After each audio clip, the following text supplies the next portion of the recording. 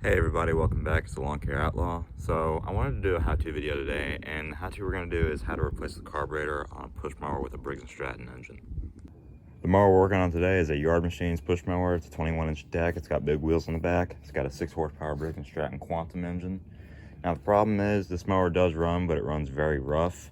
It lunges up and down a whole bunch, and that's just to the point where it's not really usable. And it's just better to replace the carburetor because this mower was sitting for a very long time before I got it, and I did clean that carburetor up and down, but it still will not run right. So we're just going to go ahead and replace it. The parts we're going to be using today are coming from HiPA.com. You can find their store on Amazon, or you can go straight to their website. I will leave the description for this. I will leave the link for this down in the description, so go check them out. They have really good parts. So what's going to come in this kit is going to be the carburetor here, and you have a new gasket. Unless yours is completely broken, then reuse your old one, but you can keep this one just in case you get another one. And then we have an O-ring right here. This is to go on the back of the carburetor. Let's go ahead and get this carburetor out of here. Sorry for the noise, it's the hot tub, it's kicking on.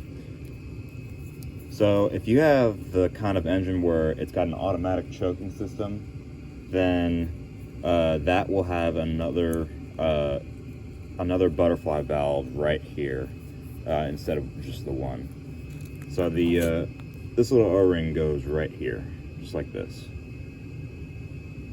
So let's go ahead and get the mower set up, and we will go ahead and start trying to run some wrenches.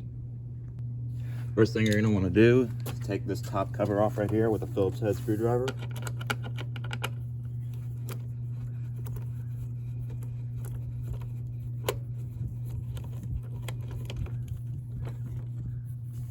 Here it is, just like that. Set it somewhere where you're not going to lose it. Then you're going to want to remove the air filter cover with a 5/16 socket.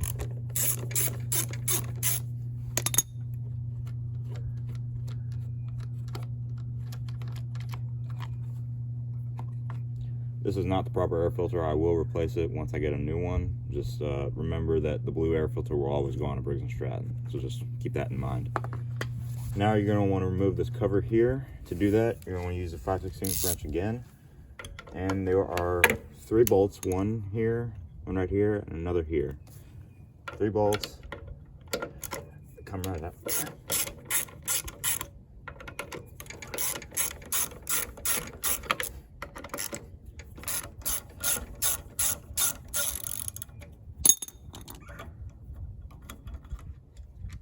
Remember to keep these bolts somewhere where you're not going to lose them. I would put them in the air filter box, just like this, just so you don't lose them.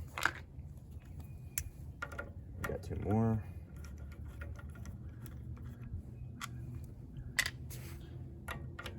Another one here.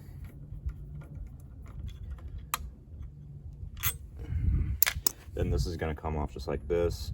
There is a tube right here. This is the vent tube right here.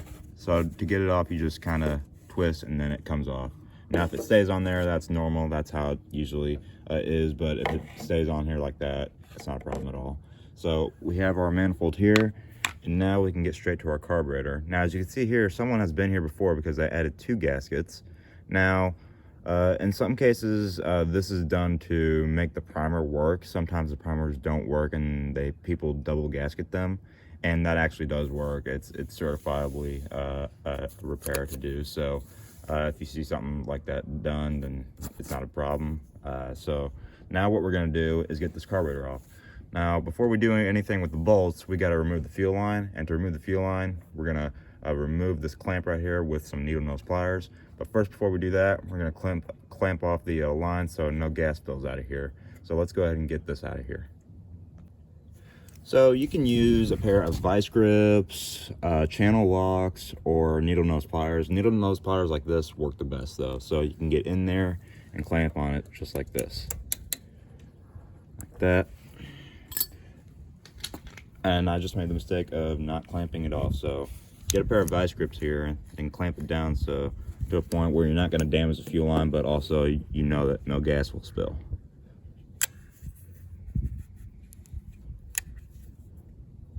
And the little gas is going to spill out just like that right there. It's not a problem. All right, now what you're going to want to do.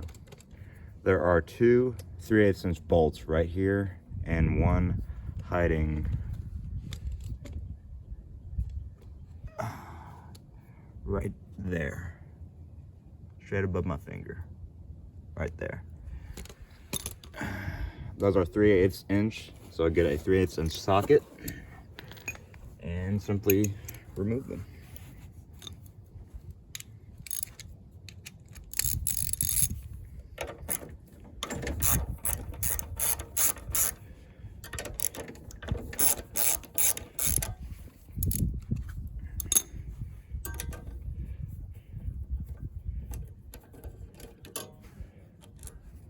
All right, remember, keep your bolts somewhere you're not going to lose them.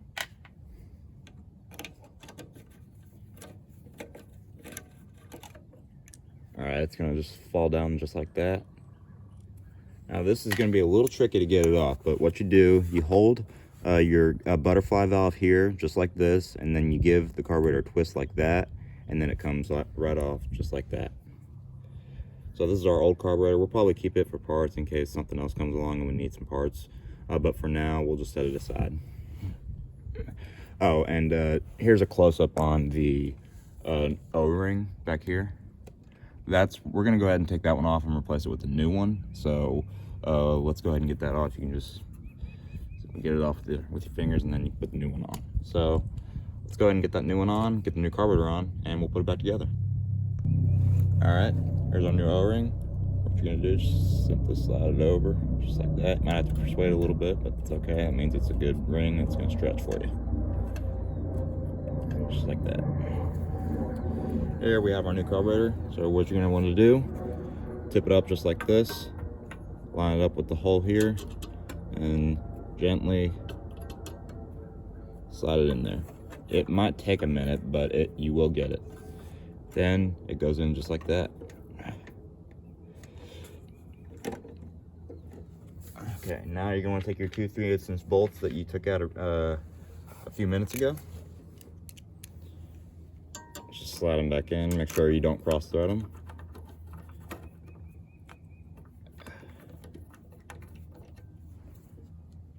Okay.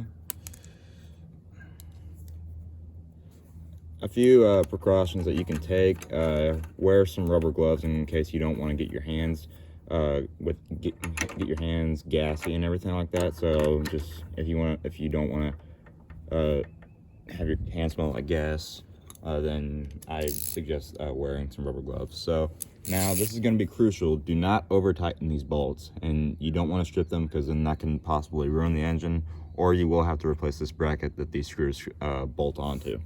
So I just want to kind of snug them up. You don't want to over tighten them. Like, you don't want to go like, you just want to snug them up, you know, just like that. Make sure it's nice and tight on there. Make sure that in case you need to take the carburetor off in the future someday, which I hope no one has to do. But yeah, just, you know, be easy. All right, now we can go ahead and reinstall our fuel line, which is pretty simple. It just slides on just like that.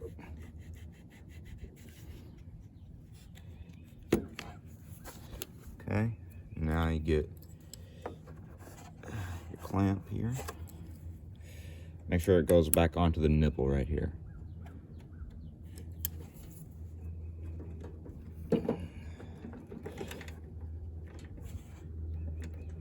Make sure it's nice and tight on there. There can be a little wiggle room, but just make sure it's not too much.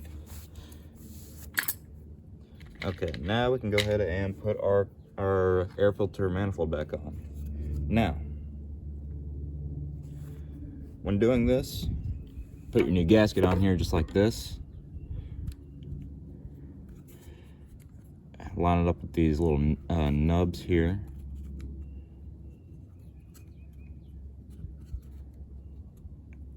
Okay, there we go. it can be a little difficult, but you can get it.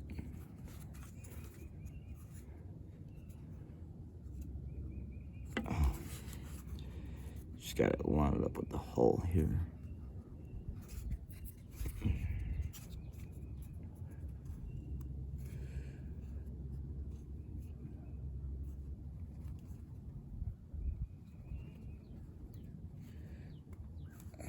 There we go, just like that. It's okay if it presses up a little bit.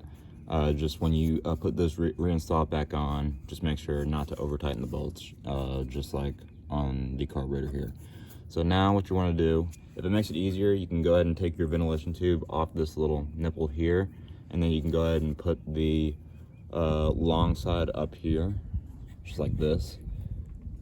And then you can put this back on the boot here.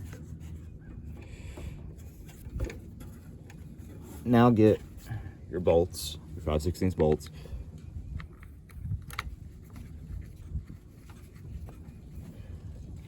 Put them back in. There's 3 of them. 2 in the middle, and then 1 on the right hand side.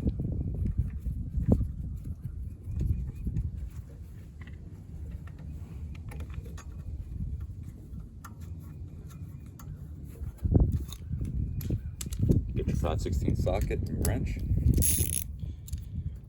Pull you back so you can see a little better. And start screwing them back in.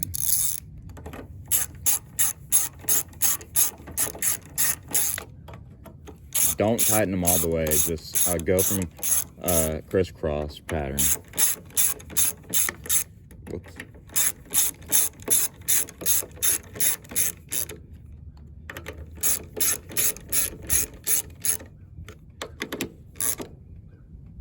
Snug them up. You don't want these to be too tight because that will screw around with your air filter mixer here.